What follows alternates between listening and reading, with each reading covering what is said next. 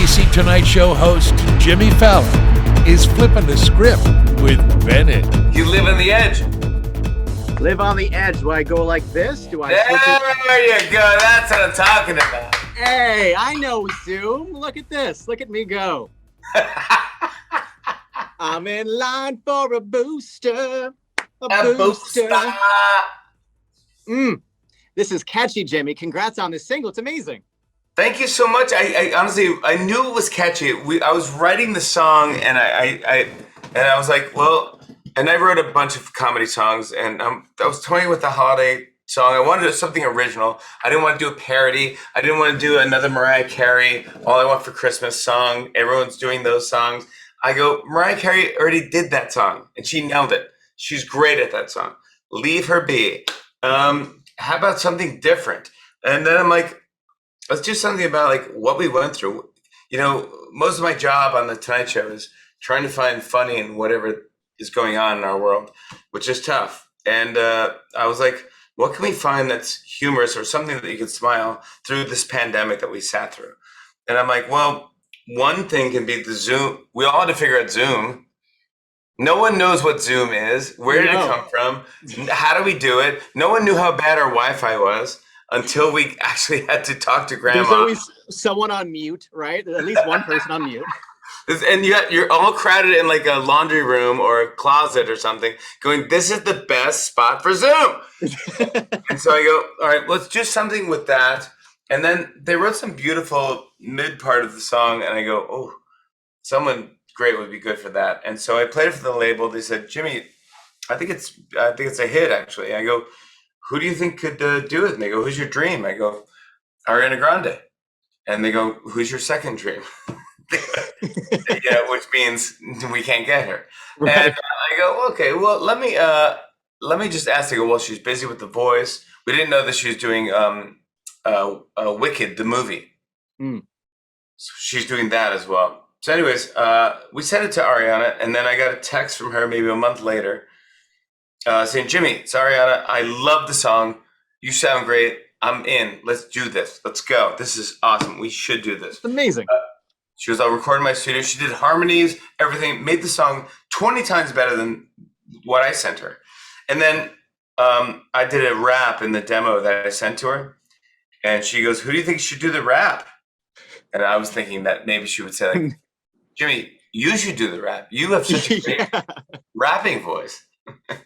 No, not even a joke. Not even a hint of nice. No. She goes, should I text Meg? Maybe Meg should do the rap? I go, Meg? Like Megan the Stallion, Meg? Meg. I go, oh my gosh, this is a real song. Let's go. So she texts Megan the Stallion. Megan the Stallion's like, if I can do a song with my two besties, Ariana and Jimmy Fallon, let's do it. When's the video? Let's go. I want to hang with you guys. I had no plans for a video. I was out in LA doing That's My Jam. I go, okay, let's do it. Double taped the show. Then I did the video for 5 hours. And then I flew to New York to the Tonight Show. Then on the weekend did the other half of the video with Megan the Stallion. And it got mixed. And now the song is out. It's a hit song. And I 2 months later, I swear to God, Bennett, there was no song. It was not a song. It was something that lived on my iPhone. So it really came together great, and I'm so excited. Now the President of the United States is coming on our show tonight, and he wants to talk about the song. He's very excited. The important matters. More on the song, please. Yes. He's coming on tonight. He loves the song. He thinks it's a great song. He's coming on the Tonight Show. So I just love it. I think it's pretty cool. Yeah, and the video is really special too. It's funny, like you're playing chess with the dog. Of course, you're trying to find Wi-Fi in the laundry room. Just totally summing up 2020. But it's the lip gloss for me. The lip gloss. Thank you. That's a deep cut. You really paid attention to the thank you. I wanted to do those 80s ski suits with Ariana that she looked cute. But I want to do like a Roger Moore or James Bond where it's clearly a green screen and you're skiing and they're throwing fake snow at you. And I thought that'd be funny. And it all worked out. And I can't even tell you, I'm just so lucky. Yeah, it's outrageous. It's funny. It brings us hope, right? It brings awareness. I just got my booster appointment, so I'm all set there. I'm boosted, baby. Boosted, baby. So you just have a lot going on. So congrats on the song. It's just so darn catchy. And of course, you're staying busy. A new show that you referenced earlier, That's My Jam in the New Year. It seems like from the preview, it's just like a giant house party with all your friends on television. It's just it's so much fun. Couldn't have done better. I'm like, we did 6 episodes. We just threw it out there to see if people would like it. Not to drop any numbers, but the ratings were up 75%. Does that make any sense? Not like 2% or 3%. 75%. That's how does that happen? Was nothing on before? How was that possible? I go, what? They're so happy. NBC was great to work with. That one bit, I'll tell you what sold the whole show. It's Kelly Clarkson and Ariana Grande. They do this duet where they're singing their pop diva duet, pop diva offs, and they sing so amazing on top of each other. And at the end, Kelly ends it with, and it's like, when she's singing it, it's like the microphone melts. It's kind of goosebumps. I was there in the room and I couldn't believe it. That's what sold the show, to be honest. The talent. They're so talented and they're so used to it that they just want to talk and be like normal humans, but you're staring at them like, please sing something. Yeah. They're great. And Blake and John Legend were great as well. It was a good show. Well, we cannot wait for it. I'm also a new dad, so I've been reading your book, Dad, to my daughter, Kira. And every time I read to her, she just yells, Mama, louder. You got it? We have a Mama book as well, but all I'm saying is I'm going to send you this, but get ready for this. Yeah. Nana. This is fresh out this is not even out. I'm not even talking about this one. Yeah. This is fresh out of the thing. That's amazing. My mom calls herself Nana. Like, I had a Nana. Like, that's amazing. Nana loves you more. Get ready. This is coming. Oh my gosh. Dude, this one's a goodie. This one's a goodie. We love Dada. Yeah, so I'm trying my best. I'm gonna keep on working with her, but she just screams Mama louder. I'm like, all right. Let me tell you something. Ben, I did these books as a joke. I did a book called Your Baby's First Word Will Be Dada, because I thought it'd be funny because dads and moms have a secret competition. Which one the baby's gonna say first? So if you just keep saying the word Dada,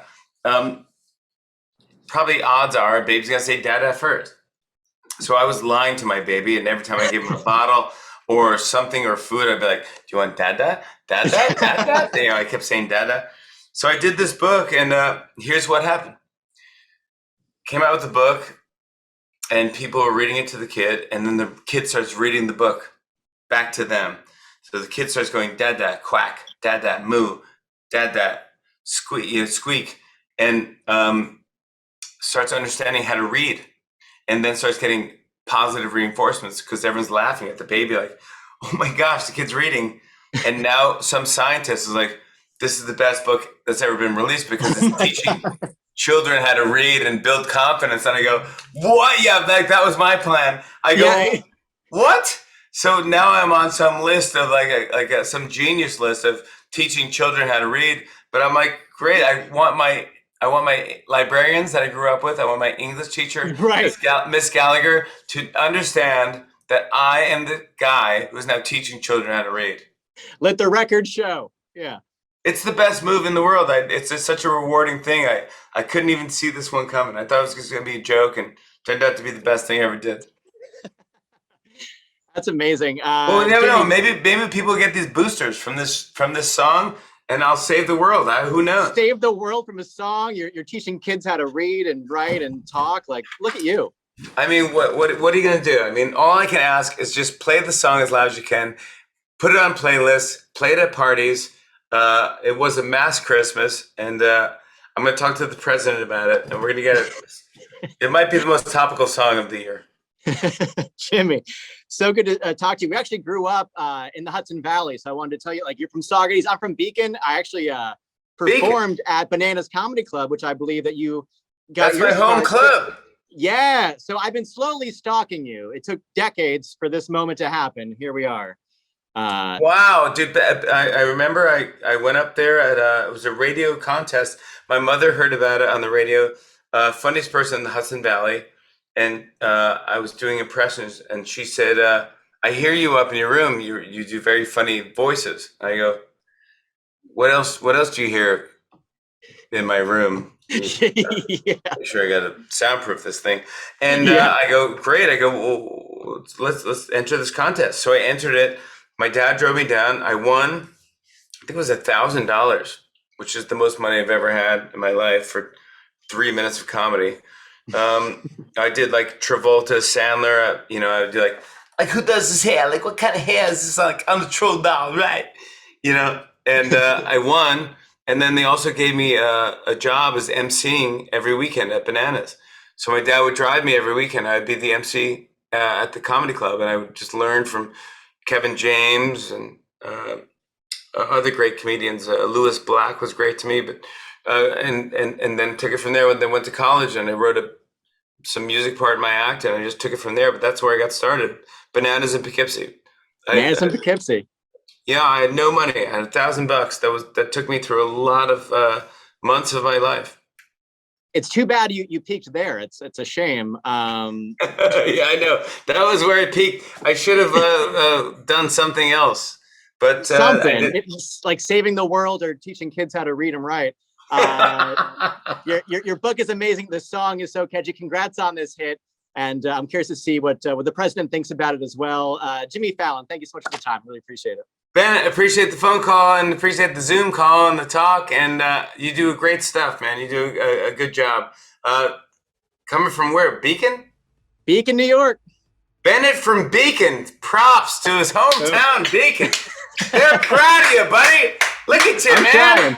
Look at what you're doing, man. Don't stop from here. Keep going further and further, man. I can't wait to keep up with you throughout your whole career. As long as I'm around, please keep in touch, please.